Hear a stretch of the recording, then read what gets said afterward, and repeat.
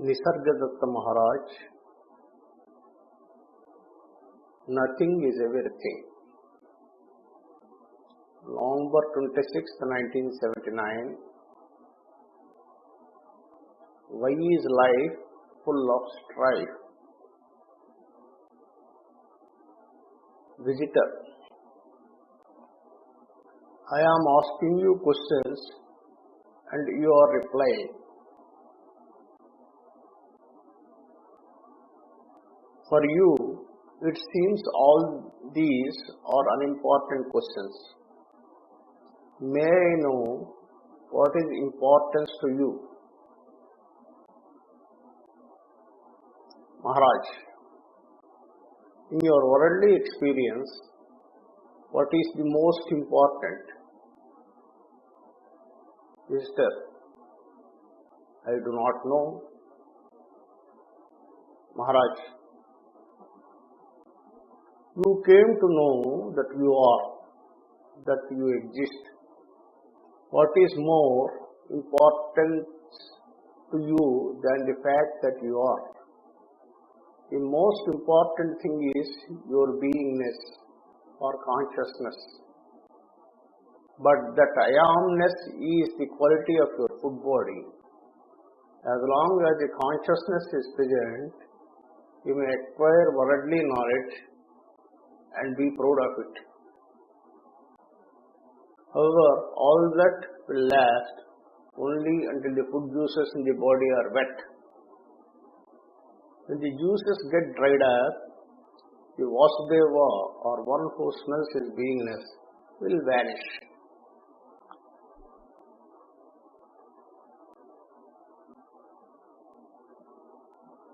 The questioner is trying to find out what is important to Maharaj.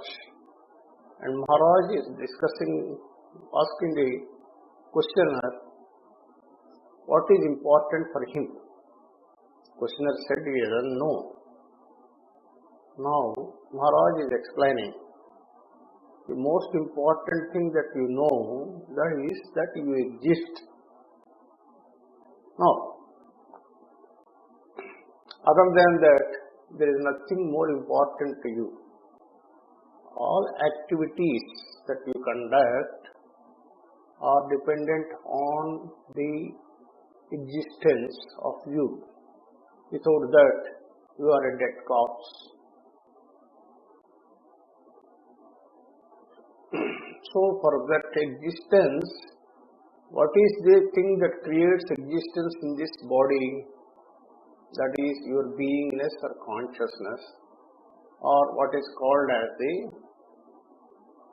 immanent principle coming from the Absolute, which is from the Pratibimba Tattva or the Mahat Tattva.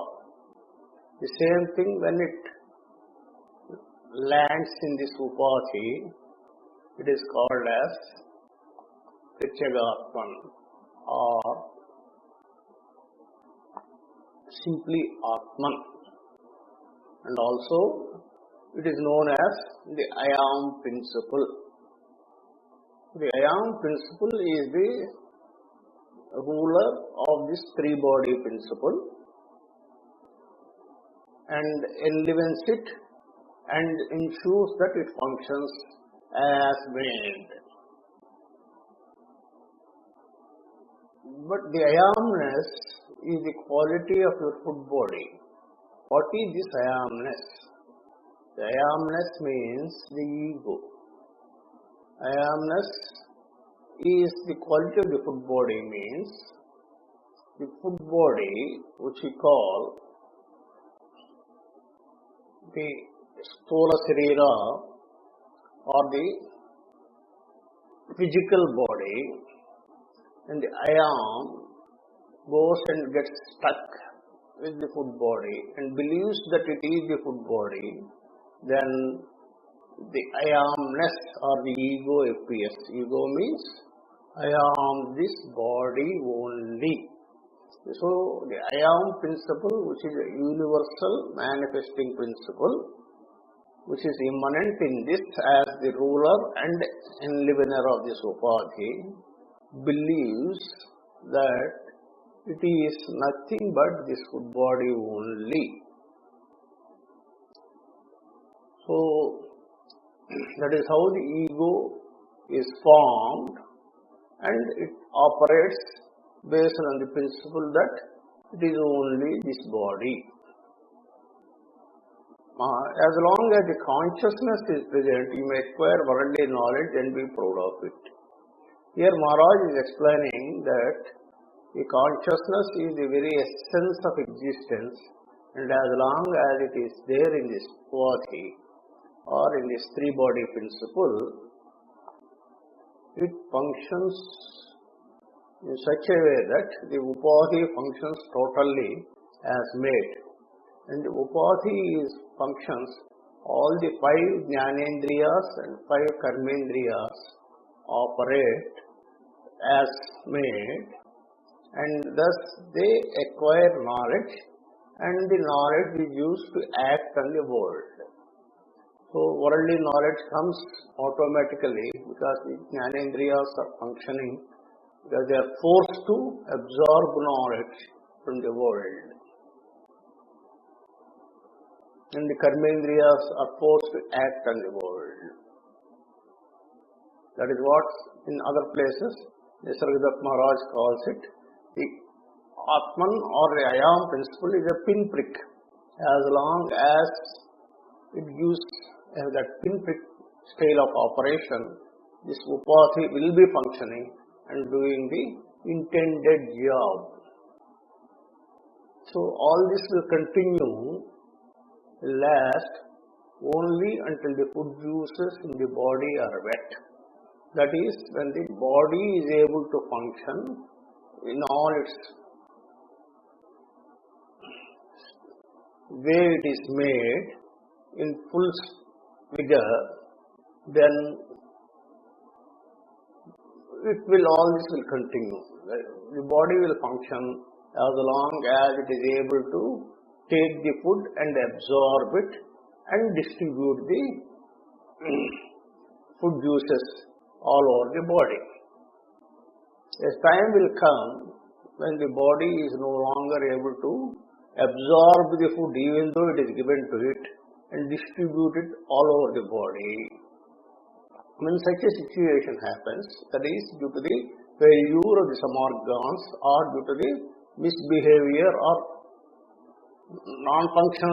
misfunctional capability of some of these organs, then the food juices cannot be made because the food is not digested. So once the juices cannot be made and distributed, when they get dried up, and in the process the body slowly starts losing its capability to perform. Then the Vasudeva means the I am principle or the Prityagatman, or the one who smells is beingness. The one who is smelling is beingness is the I am.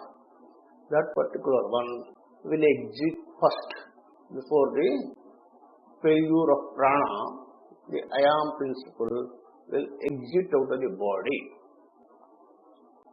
Once the I am principle exits, this three-body principle becomes non-functional.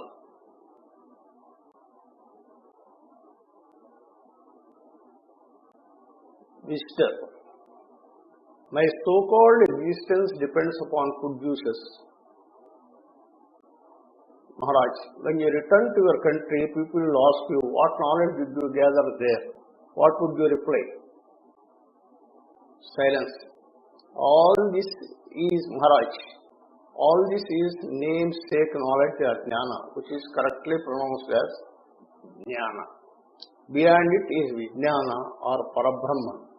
The unmanifest has manifested with the happening of the child consciousness or the individual soul. So, the visitor is having a doubt that his existence depends upon food juices.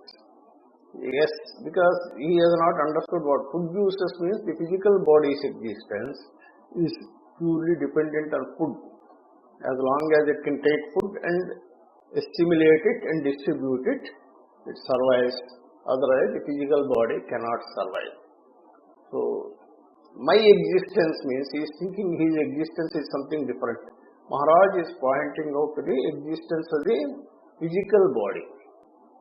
Because the Atman needs the physical body for expression, and without that it has no place. It has to go back to its source.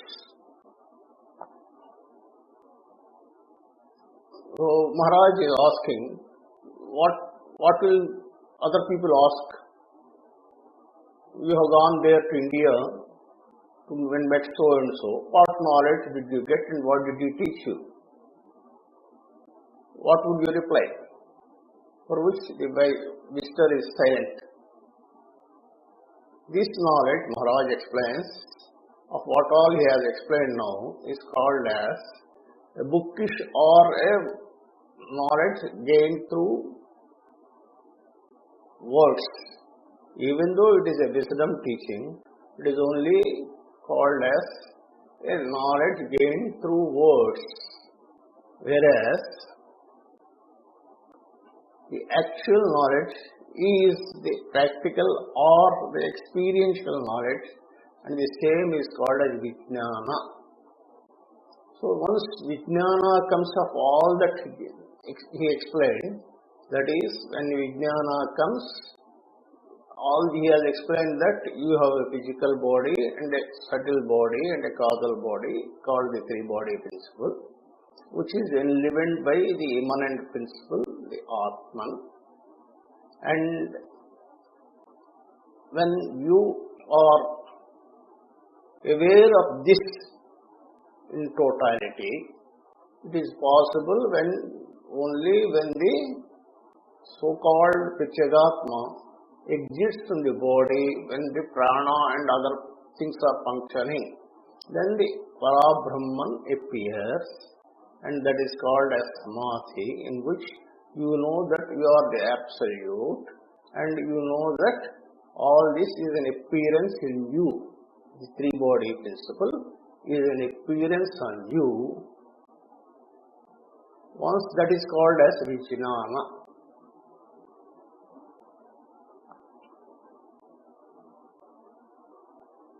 The unmanifest has manifested in the happening of the child consciousness or individual soul. So he is explaining clearly here, the unmanifest means the Parabrahman has manifested with the happening of the child consciousness.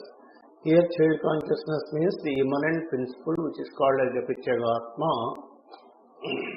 It has manifested with the happening of the child consciousness. So when this particular child consciousness appears, or the Prityagatma appears in a particular food body where prana exists first, then the Prityagatma is called as the individual soul. As such, the soul is not individual. The Prityagatma is the universal manifesting principle, but having got immanent in a particular body, it is called as individual soul, but functionally it is not individual, but it is universal. I am is never individual. I am is always universal.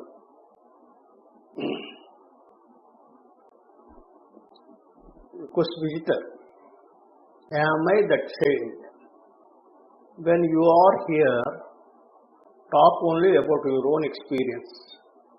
It is not your child consciousness that is responsible for your knowledge of your world. The child consciousness has not appeared. Would you have asked any questions? No. No reply. So the visitor has not understood the word child consciousness and is asking, am I that child? Maharaj is explaining, when you are here, talk only about your own experience. Maharaj's explanation of child consciousness is the method of operation of the Absolute in the universe, whereas this visitor misunderstood it as that he is that only child. It is not your child consciousness that is responsible for your knowledge of your world. The child consciousness has not appeared. Would you have asked any questions now? So the child consciousness that appeared has manifested a three-body principle of Sthula, Sushma and Karana, and is enlivening it, through which this particular Upadhi is functioning. So the Upadhi is gaining knowledge and acting with that knowledge in the world. If the child consciousness has not appeared, there is no possibility of having a three-body principle. Hence, the question of birth and death does not arise. So Maharaj is asking the same thing. It is not your child consciousness, but it is universal consciousness called the I am principle appearing in a location where prana appeared first and creating a three-body principle on its own with the help of this prana as a subordinate principle and enlivening it. That is all that happened, and hence a Upadhi has appeared, and that Upadhi is functioning in the world. So if it is able to do any functioning, it is due to the immanent principle called the I am. Maharaj, in the beginning the consciousness appears, which is like space and with self-love. It is love to exist. Whoever may come here and however scholarly, I know what has come and I catch hold of it. Without that, neither he nor I would talk. Maharaj is again repeatedly saying that only that what appears first is the consciousness, which is like space and with self-love. It is love to exist. The love to exist happens only when the prana is formed in the subtle realm initially. This Maharaj explained in some other place. Hence the prana appears. The space-like principle of consciousness gets enlivened by the Absolute to form a Upadhi, and hence that principle which is dormant all the time suddenly becomes live and says I am and starts functioning in that Upadhi. So that particular principle then manifests as the three-body principle and runs it. It loves itself, and hence the love is to exist. The principle which is become dormant suddenly become I am, and it loves itself and it is able to say I am. The principle can say I am as long as the physical body is in a position to exist and continue to exist in good health. So the I am principle for its existence depends on the physical body's existence. When the physical body is no longer there, the I am principle leaves this Upadhi and goes back to its normal state, which is a dormant I am. Nothing happens to the I am principle, but it is either dormant or active. And when it is active, it makes a Upadhi and runs it. And when it is Upadhi is no longer able to survive, it exists and becomes dormant. So Maharaj is telling whoever comes here to his place and however scholarly, I know, he knows that what has come is not a three-body principle, but the principle I am, which is coming there with an expression through the three-body principle. Without that, neither he nor I would talk. So the question of expression and survival and expression in the world is due to the principle of Ayam, which is the Pratyagatman.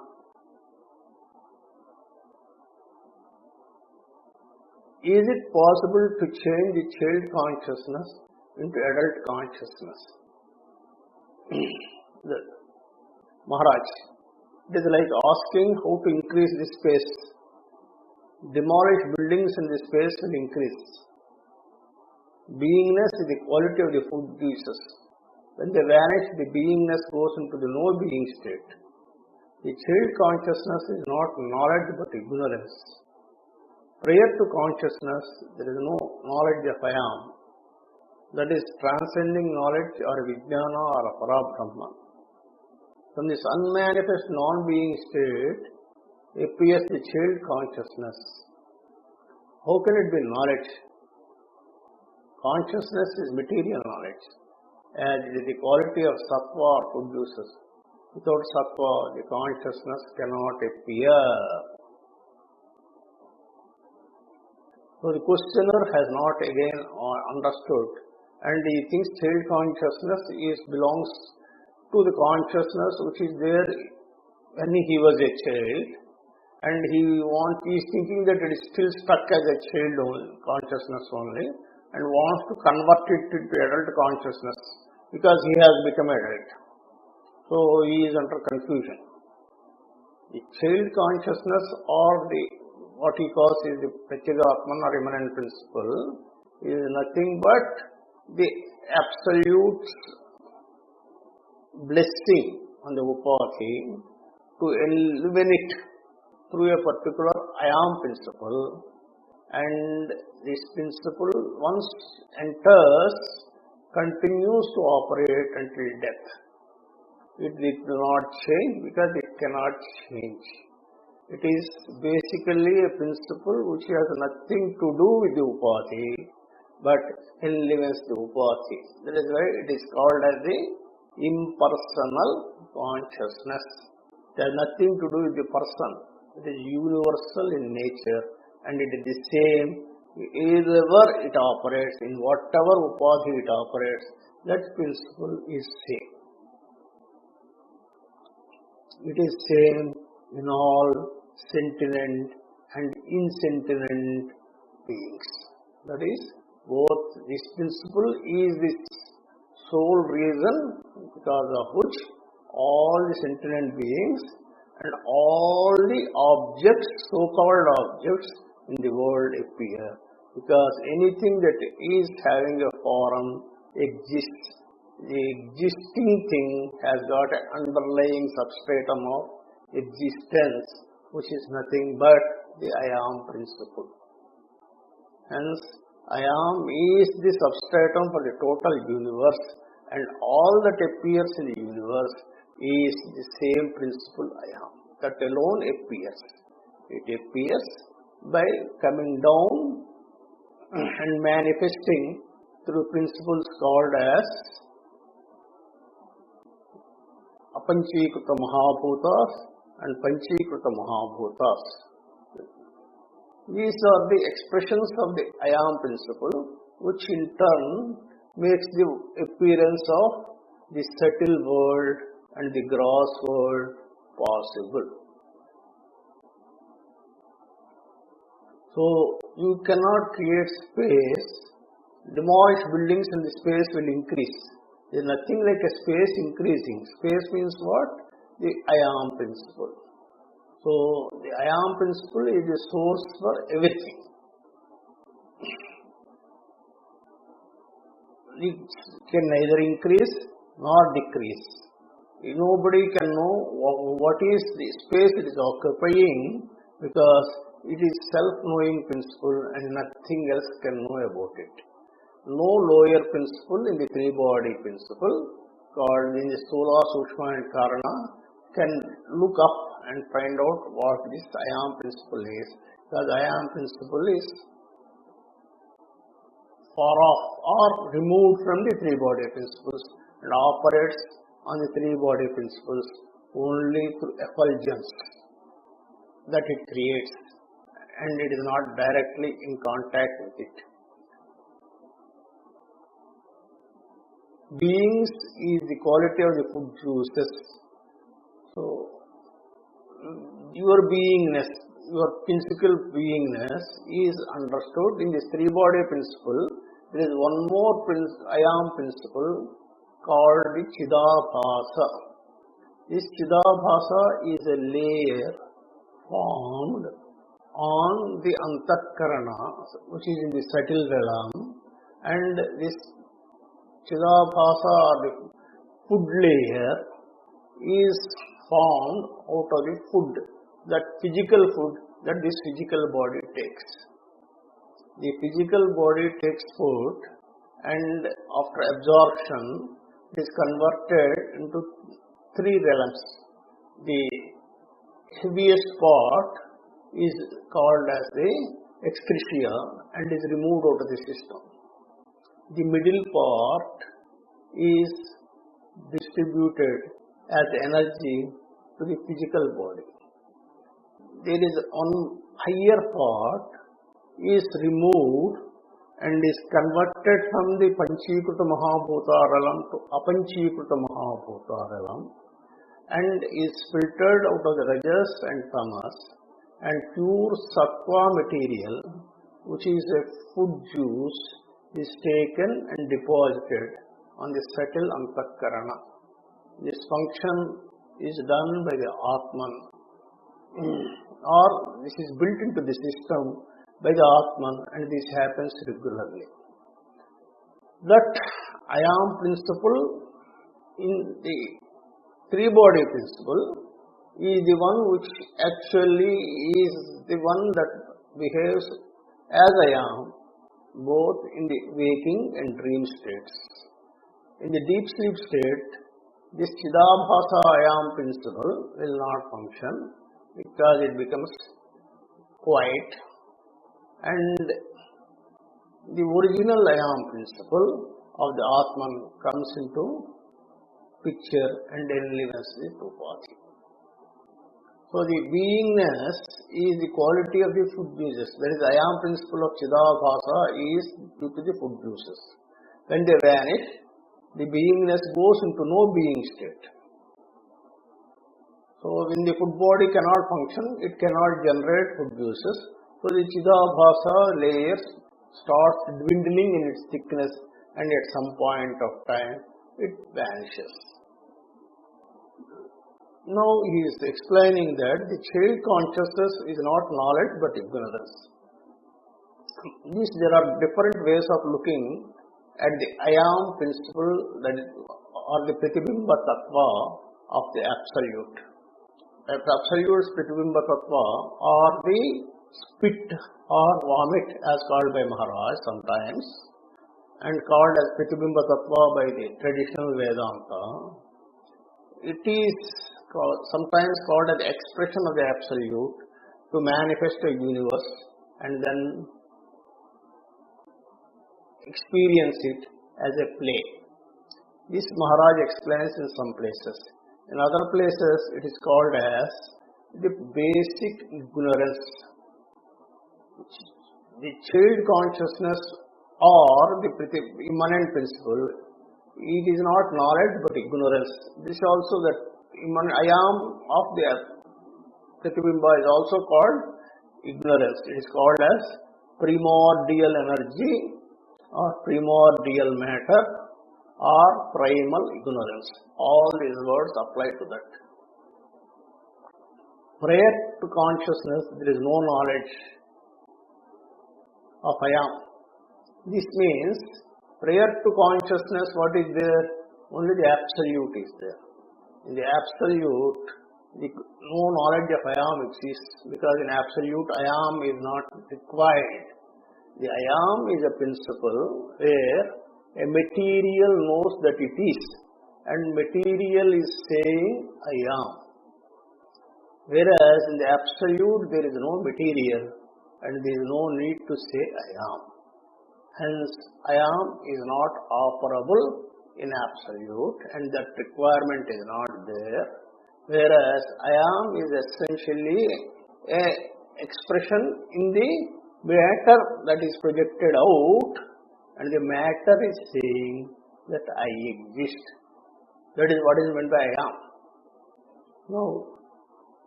Now that is transcending knowledge or Vijnana or Parabrahman. That is, he is repeating that the Parabrahman, it transcends knowledge and ignorance, and that is called as Vijnana. From this unmanifest non-being state appears child consciousness. How can it be knowledge? So what is appearing from the Absolute, which is unmanifest state, and also non-being state. It is not a being or a non-being. Parabrahman cannot be explained as either a being or a non-being. It is entirely different. And from that appears, when Parabrahman's power operates, this spit happens, and this spit creates a child consciousness in a upasi. So how can that which was not there create knowledge? Consciousness is material knowledge, as it is the quality of the sattva or food juices. So the original consciousness, which is spit of the Parabrahman, is itself a material, that is primordial matter or primordial energy, and it has all the knowledge of materials that which universe is made, and it expresses itself into the lower strata of Sabda, Sarsha, Rupa, Rasa, Gandha, and again reunites them into a Panchikarana process and comes out with a gross world. So anything and everything in the world is having this material, which is the vomit or spit of the Parabrahman as the substratum. That is, vomit is called as the Mahatattva. So Mahatattva is the substratum for the totality of the universe in both the sentient and insentient objects. So when Sattva is highly dominant, it becomes sentient objects, whereas when Tamas is dominant, then it becomes insentient objects. So the Pratibimba Tattva or Mahatattva is having all the three Sattva, Rajas and Tamas in equal proportion, and it is called as balanced. But when it manifests, it can no longer remain as in balanced condition. In the unbalanced condition, the Sattva dominates in the sentient objects.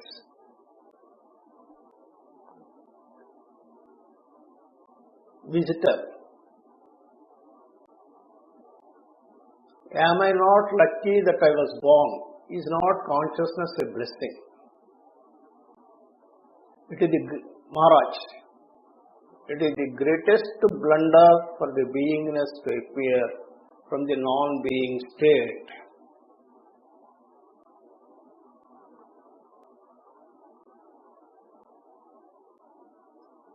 So the visitor is thinking that he was lucky to be born, because the consciousness came and sat in his body. There is a blessing for him, and hence he was born. Now the whole thing is a confusion as far as the visitor is concerned, because there is no he to be born. It is the consciousness which is born. The consciousness which is dormant, it has become active.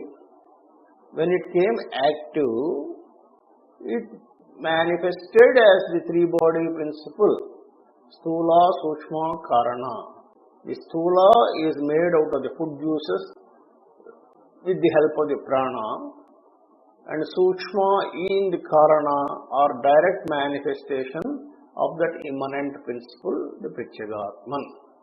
Thus, a three-body principle is made. So it is Atman alone which first appeared as I am and then made the other bodies. So whose birth is that? It is the birth of the Atman, or it is the Atman which is dormant has become active. So Maharaj is explaining, it is the greatest blunder for the beingness to appear from the non-being state. The non-being state is the dormant state of the Atman, and from there it appeared as a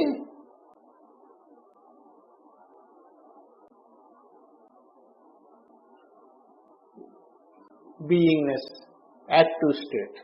Let us say like that, it appeared as an active state. So it is a great. Now he says it is a blunder. Whenever a upadhi comes, it has a lot of strife in it. So upadhi has to struggle for its existence in this world, and whatever it gathers is totally meaningless. It has no value. It has to survive as long as the body survives, and then when it goes, all the knowledge it has gathered is a pure waste. It has not served any purpose, because whatever it has gathered only from the world. Hence, it is a strife-torn upadhi that is born. This happened because the non-being state has become active. That is what Maharaj is explaining. So the questioner says, do you suggest that couple should not procreate? Maharaj in English, look at you. Why is life full of strife? You must have noticed the strife amongst 5 elements. The strife ultimately settles on earth. Every grain of rice, wheat, etc. is composed of the 5 elements. This strife goes into your food material. All living beings share this food, and with it this strife. Just one is affected by consuming alcohol, one is also affected by the strife in one's food. Now, is it wrong to procreate? Procreation is the process of the ultimate principle or the absolute, and it uses this upadhis, I am principle, and through I am principle, various upadhis procreate in another way, like from the unicellular organisms to human beings, everything procreates. This procreation process is built into the manifestation of these upadhis. So he is asking, is it wrong to procreate? Yes, procreation is a natural principle, but Maharaj is telling, look at you, what is your experience after being procreated? Then this visitor accepted that life is full of strife, because he is not a happy situation. There are some happy situations, there are some unhappy situations, and there is struggle to survive. That is what the upadhi's problem is. His problem is struggle to survive, and that struggle is full of strife.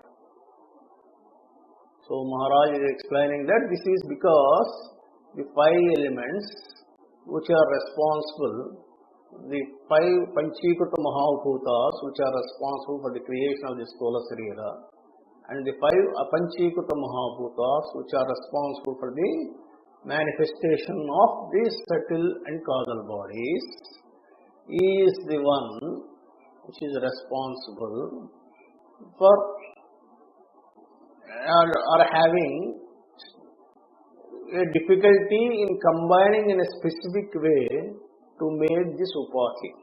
That struggle to form a upadhi in a specific way is called as the strife. So when the upadhi is made in a specific way with the help of these things through food juices, then the upadhi comes to that particular shape. So who makes the upadhi both in this physical and this subtle realms? It is the Panchabhutas. Now, the Panchabhutas are initially taken through food, which is having all the five elements. And at the time of manifestation of any grain of rice or wheat, what is there? The struggle for it to form as a grain of rice. So it is not a straightforward thing. They have to form in a specific way to come back to a state of a grain of rice or wheat. Thus, they have to struggle to form.